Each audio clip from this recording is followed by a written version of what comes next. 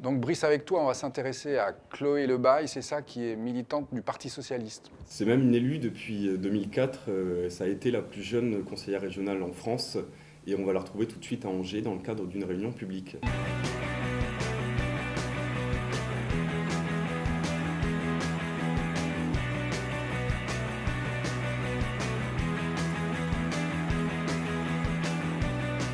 Il y a les discours et il y a les actes, et à un moment donné, quand on baisse le Fonds national de la vie associative de 60% l'année dernière, c'est quand même dur justement de ne pas être inquiet et aussi de ne pas être justement dans cette crise de légitimité. Merci. Donc nous sommes ici dans les rencontres régionales du CRIJ, Centre régional information jeunesse. Donc il y a pour objectif de un peu informer les jeunes sur toutes les aides qu'ils peuvent bénéficier.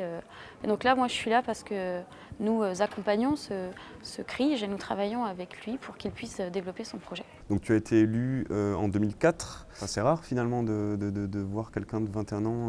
Oui. Ça a été dur au début parce que déjà personne n'avait l'habitude de travailler avec quelqu'un qui avait l'âge de sa fille ou sa petite fille. Donc déjà il y avait tout ce préjugé à faire tomber. J'ai galéré pendant 2 bonnes années à faire que je sois crédible. Ouais. Et donc moi ma force a été de porter un discours politique et c'est là-dessus. Après Jacques Oxiette m'a confié des projets que j'ai pu mener à bien et derrière, aujourd'hui je suis conseillère régionale des Pays de la Loire.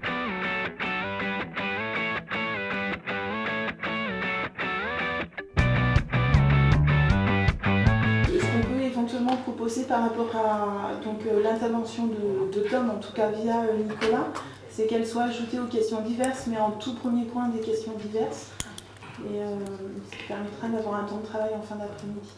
Bonjour Chloé, donc est-ce que tu peux nous expliquer où est-ce que nous sommes aujourd'hui et pourquoi est-ce que tu as choisi ce lieu finalement? Donc nous sommes au Conseil régional des Pays de la Loire, dans une des salles où on a l'habitude de faire plein de grandes réunions. C'est un lieu de prise de décision, donc, où avec l'ensemble des élus du Conseil régional, on a l'habitude de se retrouver ici pour voter des grandes décisions qui derrière ont un impact sur la vie des gens qui habitent en Pays de la Loire. Qu'est-ce que toi tu ferais en priorité si c'était toi qui étais présidente de la région Pays de la Loire? Il y a une chose qui est sûre et pour laquelle je me bats au quotidien, c'est quand même et en tant que responsable politique, c'est pour garantir le droit à l'émancipation un petit peu et l'épanouissement pour chacun et chacune d'entre nous, parce qu'aujourd'hui c'est pas facile de pouvoir réaliser ses projets de vie, trouver ses envies, ses attentes et derrière les concrétiser.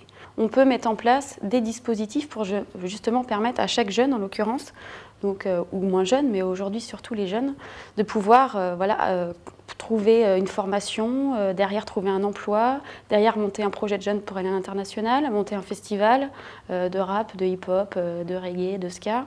Et on peut faire ça aujourd'hui. Et donc ma priorité c'est ça, c'est mettre en place des dispositifs qui permettent derrière à chacun de réaliser son projet de vie et donc de s'émanciper et d'être simplement heureux dans notre région.